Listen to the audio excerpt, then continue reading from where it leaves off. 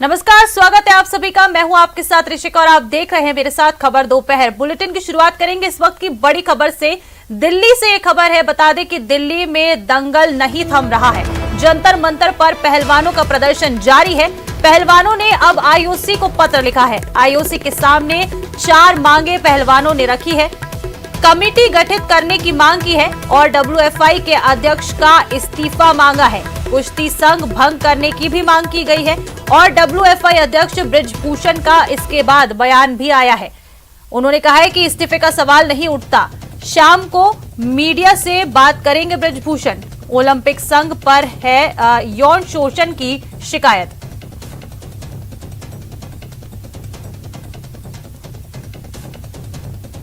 देखिए, मैं इस समय ओपन नेशनल शुरू हो रहा है नंदिनी नगर के अंदर।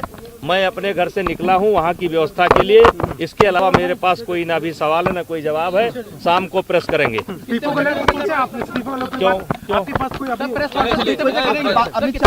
आपकी अमित शाह से बात हुई है फोन पे? मेरी किसी से कोई बात नहीं हुई। पीएमओ से आपने कोई? नहीं, मेरी किसी से कोई बात नहीं। कोई बात नहीं, किसी से कोई बात नहीं। ये लोग अपने हैं, सारी रात से खड़े हैं, लेकिन देख मजबूरी है कि मैं सबको अलग अलग नहीं दे सकता। अभी मैं जब प्रेस कॉन्फ्रेंस करूंगा तो सबको बोलूंगा और आप लोग भी टहलेंगे, घूमेंगे। हरियाणा के कम से कम 300 खिलाड़ी पहुंच चुके हैं। आप उनका बयान लीजिए और खिलाड़ियों का बयान लीजिए, फिर शाम को प्रेस करेंगे। हमारे जो रेसलर हैं उनका काम है, वो बताएंगे। हम उनका साथ देने आए हैं। वो बहुत स्ट्रॉन्ग है, वो उन्होंने अपनी बात रखी है। दादसट देखिए, हम अपने पहलवानों के साथ आए हैं। दादसट और मुझे कुछ नहीं कहना। दादसट देखिए, और देखिए, भारतीय कुश्ती महासंघ में बवाल जारी है। दिल्ली के जंतर मंतर पर देश के दिग्गज पहलवान डब्ल्यूएफआई अध्यक्ष के खिलाफ प्रदर्शन कर रही हैं। इनके प्रदर्शन का आज तीसरा दिन है। 3 दिन से ब्रिजभूषण शरण के इस्तीफे की मांग पहलवान कर रहे हैं। महिला और पुरुष पहलवान बता दें कि दोनों इस इस्तीफे की मांग कर रहे हैं। भारतीय ओलंपिक संघ में यौन शोषण की शिकायत इन पहलवानों के द्वारा की गई है। वहीं खेल मंत्रालय ने लगातार दूसरे दिन इन पहलवानों से बातचीत की। हमारे पास वही इन्फॉर्मेशन थी जो बजरंग ने बता दी है और बाकी कोई भी अपडेट होगा तो हम आपको बताएंगे। अभी हम खुद अपनी पर्सनल बात करने जा रहे हैं, तो आपसे आके बात करेंगे। और देखिए, ये जो डब्ल्यूएफआई के अध्यक्ष पर यौन उत्पीड़न के आरोप लगे हैं, ये पूरा मामला अब लगातार गर्माता जा रहा है और इसी को लेकर जो अध्यक्ष है डब्ल्यूएफआई के ब्रिजभूषण, उन्होंने बयान दिया है और उन्होंने कहा इस्तीफे का सवाल नहीं उठता। शाम को वो मीडिया से बातचीत भी करेंगे।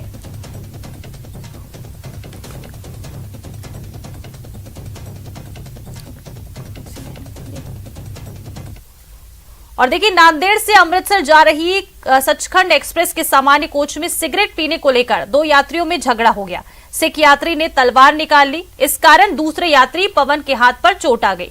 मिली जानकारी के मुताबिक नांदेड़ के सरदार मोहन सिंह अमृतसर जा रहे थे और पवन के सिगरेट पीने को लेकर धौलपुर से ही दोनों में झगड़ा होने लगा था। आगरा के बाद ये झगड़ा काफी बढ़ गया। पवन ने अपने साथियों को फोन कर दिया। मोहन सिंह को लगा कि उसके साथ मथुरा स्टेशन पर मारपीट की जाएगी। ट्रेन के मथुरा जंक्शन पहुंचने पर मोहन सिंह ने तलवार निकाल ली और पवन पर हमला कर दिया। पवन के हाथ में तलवार से चोट लग गई है। इस घटना से ट्रेन में अफरा तफरी मच गई। ट्रेन के चलते ही किसी ने चेन पुलिंग कर दी। पुलिस ने आरोपी को गिरफ्तार कर लिया है।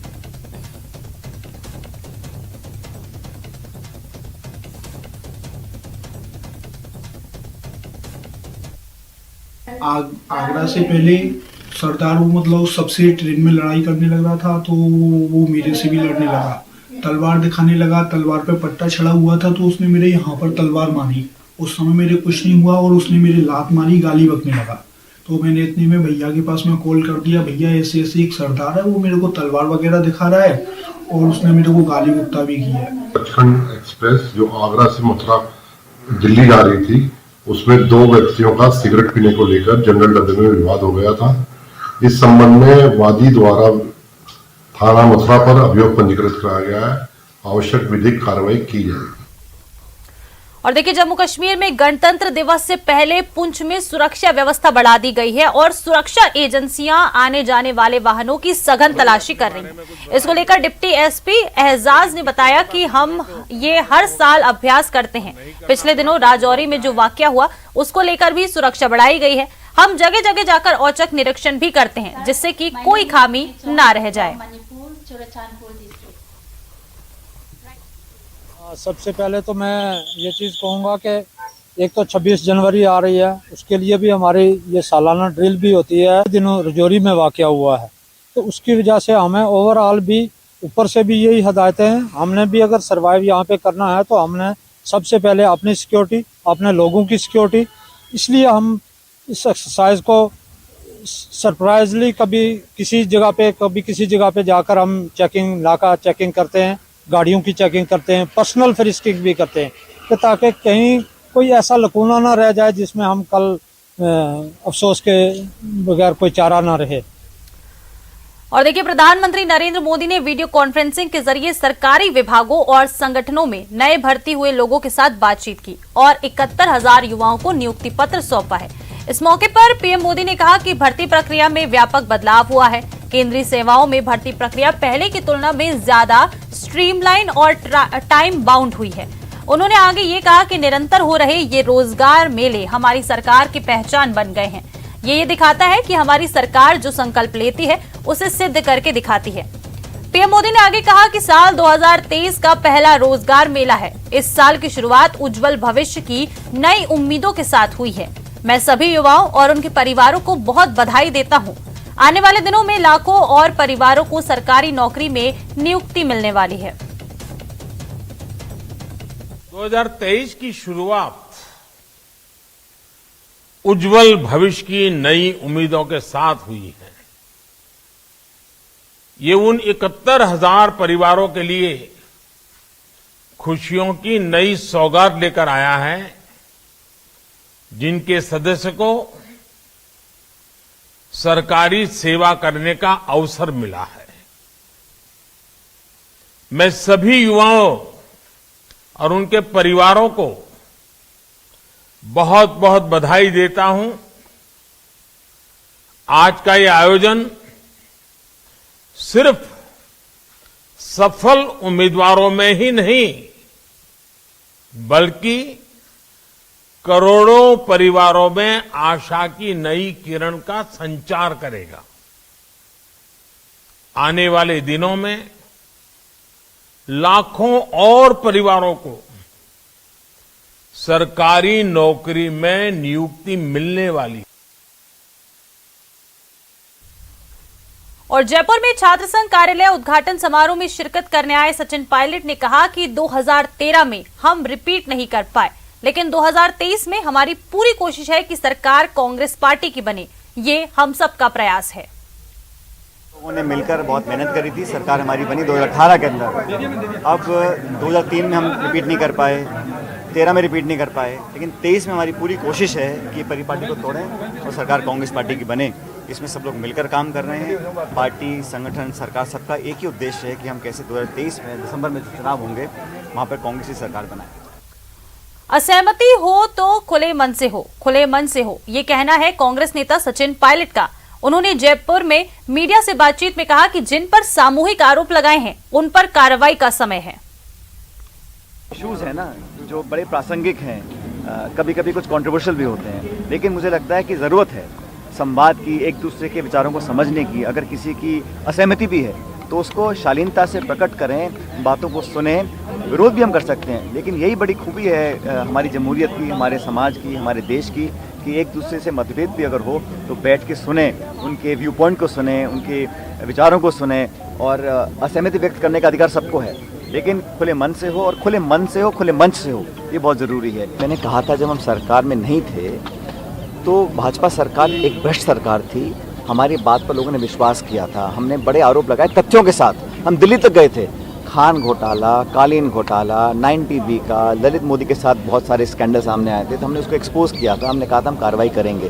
तो मैं उम्मीद करता था कि इन पिछले 3-4 सालों में हम कुछ ठोस कार्रवाई करते। और मैं फिर कहता हूँ, प्रतिशोध की भावना नहीं है, कोई रिवेंजफुल एक्टिविटी नहीं करनी, बदला नहीं लेना किसी से, लेकिन जो प्रमाणित जो घोटाले थे उस पर तो कार्रवाई करते और दोषियों को सजा मिलती तो बेहतर रहता। अभी भी समय है साल भर का, मुझे लगता है उचित कार्रवाई होगी। और जो भ्रष्टाचार में लिप्त रहे, जिन पे आरोप लगे, और हम सब ने सामूहिक रूप से आरोप लगाए थे, उन पर कार्रवाई करने का समय आ गया। और इधर नेता प्रतिपक्ष गुलाब चंद कटारिया ने पायलट की तारीफ करते हुए कांग्रेस पर निशाना साधा है। कटारिया ने कहा कि विधानसभा के बजट सत्र में ये कोरोना प्रभाव दिखा सकता है।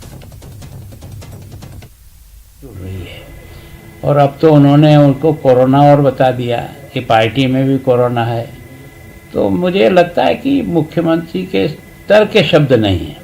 उनको आलोचना भी करनी चाहिए तो बहुत संजीदगी से करनी चाहिए, जैसा वो कर रहा है। उसने आलोचना भी की पेपर लीक के बारे में, लेकिन समय समय पर बीच में सरकार को अच्छे काम के धन्यवाद भी देता गया। मतलब उसने मार भी लगाई और जादूगर की जादूगरी भी दिखा दी। तो बहुत ही अच्छे शब्दों में उसने जिस प्रकार की आलोचना की है, उससे जनता का, सामान्य जनता का भी जुड़ाव होना स्वाभाविक लगता है मुझे। और इस कारण से अब की बार मुझे लगता है कि अब आज जो मुख्यमंत्री जी ने कोरोना कहा है, अब की बार की विधानसभा में ये कोरोना निश्चित रूप से कुछ न कुछ प्रभाव दिखाएगा, ऐसा मेरा मन कहता है। यूक्रेन और रूस के बीच युद्ध जारी है। इसी बीच रूस के राष्ट्रपति व्लादिमीर पुतिन ने यूक्रेन के खिलाफ एक बड़ी शपथ की है। वो शपथ क्या है, हमारी खास रिपोर्ट में देखिए। एक ऐसा परमाणु त्रिशूल जिसका पहला कमांड सेंटर जमीन पर है, दूसरा कमांड सेंटर आसमान में है, तीसरा कमांड सेंटर समंदर की लहरों पर तैरता रहता है, वहीं चौथा और सबसे सीक्रेट कमांड सेंटर समंदर के अंदर पनडुब्बी में छुपा रहता है।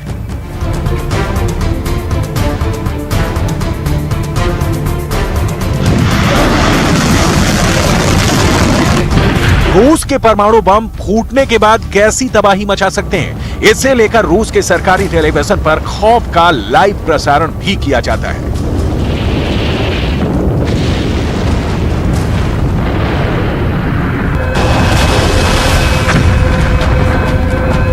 बड़ा सवाल है, क्या रूस परमाणु युद्ध की दुनिया में नया धमाका करने वाला है?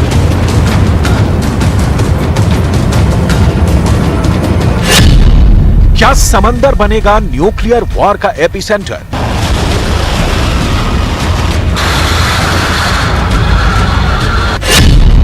क्या रूस समंदर में परमाणु बम का जाल बिछा रहा है? क्या होगा अगर परमाणु बटन दबा और न्यूक्लियर हमला हुआ?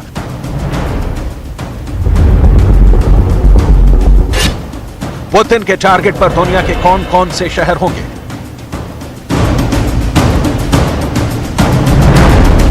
और अगर इन शहरों पर बम गिरा तो क्या होगा?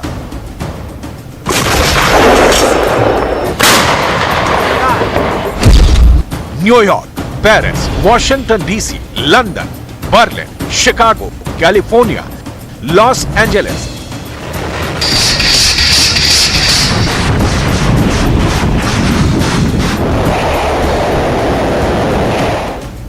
ये नाम इसलिए क्योंकि पुतिन की रेंज इन शहरों तक है, और अगर नाटो और अमेरिका ने उनके साथ न्यूक्लियर युद्ध शुरू किया तो पुतिन इन सभी शहरों को धूल में मिला देंगे।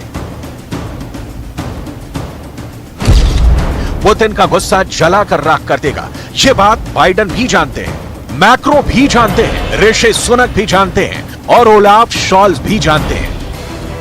पुतिन की न्यूक्लियर कमांड इस वक्त पूरी तरह एक्टिव है। वो अपने तमाम खतरनाक न्यूक्लियर हथियारों और उनके डिलीवरी सिस्टम को पूरी तरह परख चुके हैं।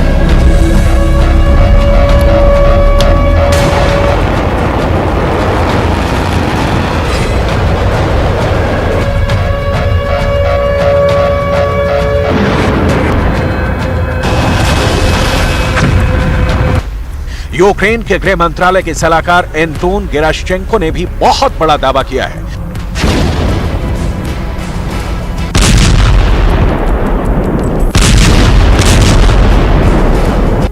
एंटोन गेराश्चेंको का दावा यह है कि अमेरिका का व्हाइट हाउस, लंदन का डाउनिंग स्ट्रीट, कीव का प्रेसिडेंट हाउस,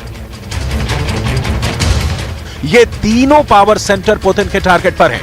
यहां पुतिन की सेना परमाणु बम गिरा सकती है।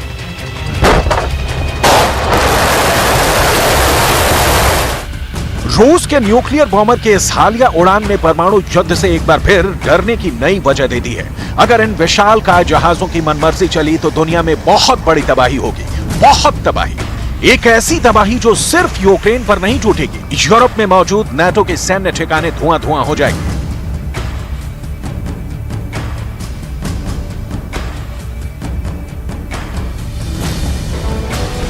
दावा तो यहां तक किया गया है कि अमेरिका की सीक्रेट एजेंसियों ने अपने उन ठिकानों की लिस्टिंग कर ली है जो रूस के पोसाइडन टॉर्पीडो के टारगेट बन सकते हैं। इनमें सबसे हाई प्रायोरिटी पर मिनटमैन लगे अमेरिका का Malmstrom Air Force Base, Minot Air Force Base, FE Warren Air Force Base. इसके अलावा Jim Creek Naval Radio Station, America का स्ट्रेटेजिक मिसाइल परिसर, STRATCOM Air Force Base, Pentagon, Whiteman Air Force Base, NORAD, Peterson Air Force Base, Kirtland वायुसेना base, Albuquerque, Barksdale, Kings Bay नौसैनिक अड्डा है।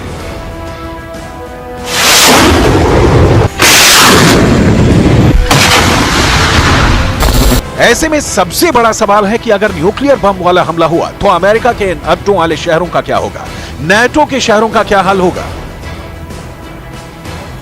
रूस की न्यूक्लियर फोर्स परमाणु हथियारों का सीक्रेट मूवमेंट भी हफ्तों पहले ही शुरू कर चुकी है।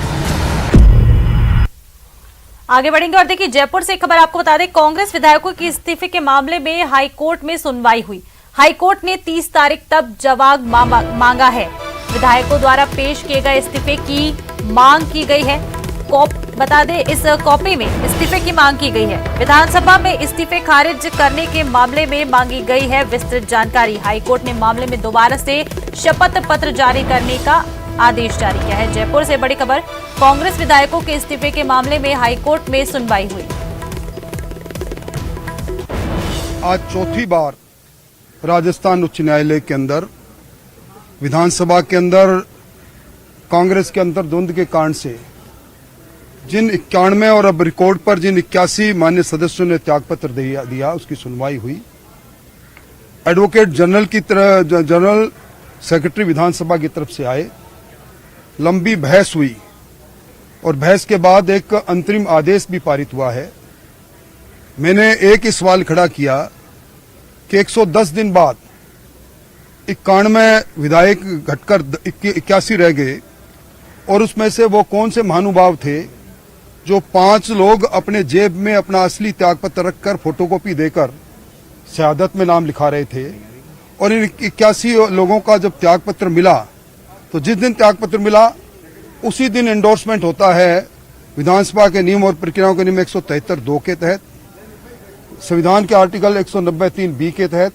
वो एंडोर्समेंट क्या क्या था, इनके ओरिजिनल जो इन्होंने त्यागपत्र दिया और त्यागपत्र वापस लेने का प्रार्थना पत्र दिया वो रिकॉर्ड पर क्यों नहीं है। एक एफिडेविट वो भी सेक्रेटरी की तरफ से, सारी बातें जितनी इस एफिडेविट में बताई गई उतनी उससे ज्यादा छुपाई गई है।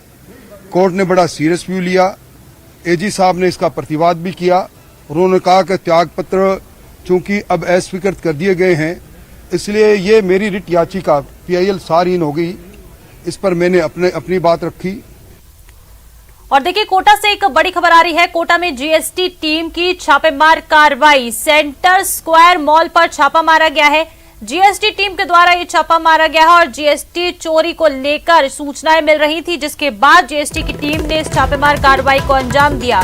बता दें कि GST टीम के अधिकारी अभी भी छानबीन में जुटे हुए हैं। गुमानपुरा स्थित मॉल पर कार्रवाई चल रही है। बड़ी खबर इस वक्त की कोटा से आपको बता रहे हैं।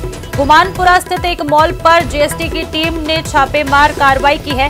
सेंटर स्क्वायर मॉल पर ये GST की टीम ने छापा मारा है। चोरी को लेकर कई सारी सूचनाएं मिल रही थी, जिसके बाद GST की टीम ने इस मॉल पर छापे मारा।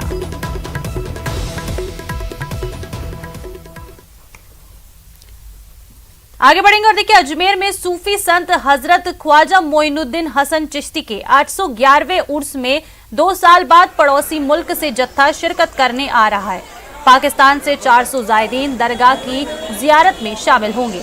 पाक जायरीनों के जत्थे की खबर पर अजमेर प्रशासन, पुलिस महकमा और सुरक्षा एजेंसियां अलर्ट हो गए हैं। जानकारी के मुताबिक पाक जायरीन के ग्रुप की 24 जनवरी को अजमेर पहुंचने की उम्मीद है। पाक जत्थे के करीब 1 सप्ताह से अधिक समय तक अजमेर में ही रहने का कार्यक्रम प्रस्तावित है।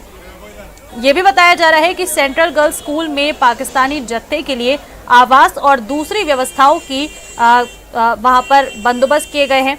और इसके साथ ही अजमेर उर्स की विधिवत शुरुआत रजब महीने का चांद दिखाई देने पर 22 जनवरी की रात से होगी। उर्स में दरगाह शरीफ आने वाले जायरीनों के लिए जिला प्रशासन और दरगाह कमेटी ने माकूल बंदोबस्त किए हुए हैं। कोरोना काल के बाद पाक ज़ायरीन पहली बार आ रहे हैं, तो जो मिनिस्ट्री ऑफ एक्सटर्नल अफेयर्स से जो कम्युनिकेशन हमारे पास आ गया है, आने वाले दिनों के अंदर 24 तारीख को इनका आना एक्सपेक्टेड है। और जो जत्था है उनकी लिस्ट हमारे पास आ गई है, अभी उसको वेरीफाई किया जा रहा है, कितने लोग आएंगे वो फाइनल उसके बाद में रहेगी। व्यवस्था सेंट्रल गर्ल्स स्कूल के अंदर हो रही है और यहाँ पर हमेशा रहती है। पुलिस जाब्ता और उसकी जो संपूर्ण व्यवस्था है वो भी पूर्ण रूप से सुनिश्चित कराई जा रही है। नगर निगम की टीम है, हमारी तरफ से नोडल अधिकारी है, उन सबके निर्देश भी हो गए हैं और सिक्योरिटी को देखते हुए। और गुजरात के सूरत में आजादी के अमृत महोत्सव के तहत सूरत के स्थानीय लोगों, स्कूली बच्चों और सैलानियों के लिए कई कार्यक्रम आयोजित किए जा रहे हैं। वहीं बीएसएफ की ओर से एक प्रदर्शनी का आयोजन किया गया। इसमें फोटो एग्जीबिशन, वेपन डिस्प्ले का प्रदर्शन किया गया, जिससे युवाओं को बीएसएफ द्वारा इस्तेमाल किए जाने वाले हथियारों के बारे में पूरी जानकारी मिल सके। लोग ये जान सके कि बीएसएफ के जवान किन विपरीत परिस्थितियों में देश की अग्रिम पंक्ति बनकर मुस्तैदी के साथ अपने फर्ज को अंजाम दे रहे हैं।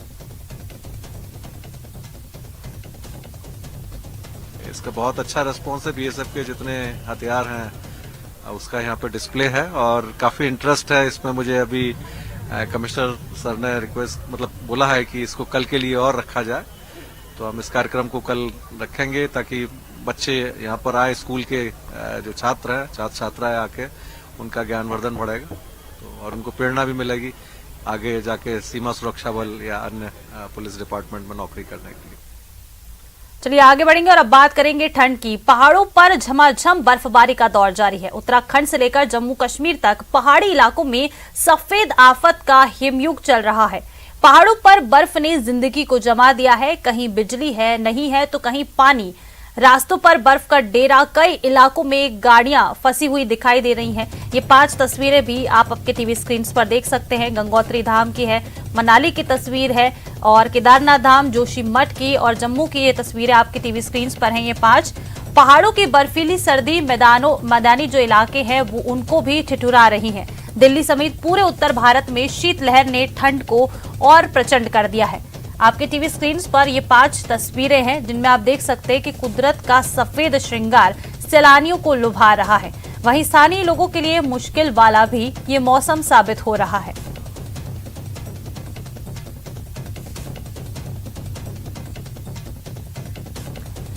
और देखिए, देश से लेकर विदेश तक से बर्फबारी के अलग अलग तरह की तस्वीरें सामने आ रही हैं। ये केदारनाथ धाम में एक बार फिर बर्फबारी का दौर शुरू हो गया है। सुबह से ही यहाँ पर रुक रुक कर बर्फबारी हो रही है। इससे इस धाम की छटा और ज्यादा सुंदर दिख रही है।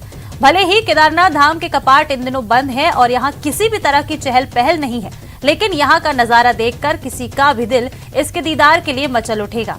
हेलीकॉप्टर से ली गई तस्वीरों में भी कुदरती सुंदरता का शानदार नजारा देखा जा सकता है।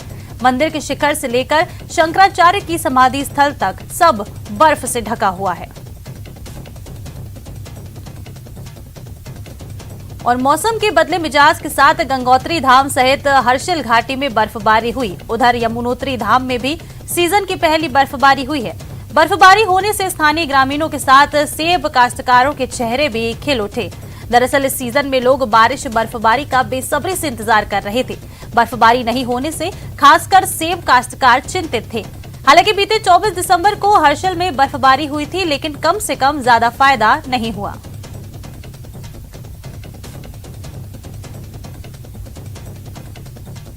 और वहीं जोशीमठ में भू धसाव के बीच शुक्रवार को भारी बर्फबारी हुई है। बर्फबारी के चलते समूचा इलाका बर्फ की सफेद चादर से ढक गया। आलम यह है कि ठंड और बर्फबारी की वजह से लोग अपने घरों में रहने को मजबूर हो गए हैं।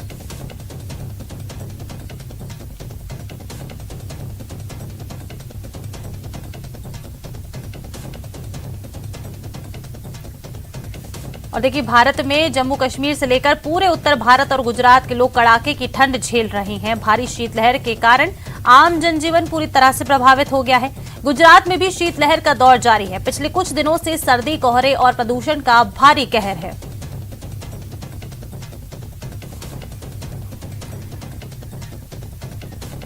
चलिए आगे बढ़ेंगे और देखिए, मशहूर निर्देशक अनुराग कश्यप पिछले कुछ वक्त से अपनी आगामी फिल्म ऑलमोस्ट प्यार विद डीजे को लेकर चर्चा में बने हैं। दर्शक बेसब्री से इस फिल्म का इंतजार कर रहे हैं और अब निर्माताओं ने गुरुवार को फिल्म ऑलमोस्ट प्यार विद डीजे का ट्रेलर रिलीज कर दिया है।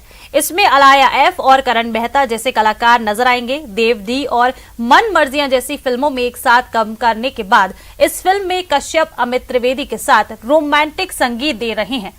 अनुराग कश्यप की फिल्म ऑलमोस्ट प्यार with DJ modern day young relationship पर आधारित फिल्म है। ये फिल्म 3 फरवरी को रिलीज होगी। और चलिए इसी के साथ इस बुलेटिन में फिलहाल इतना ही। देखते रहिए न्यूज़ 18 राजस्थान।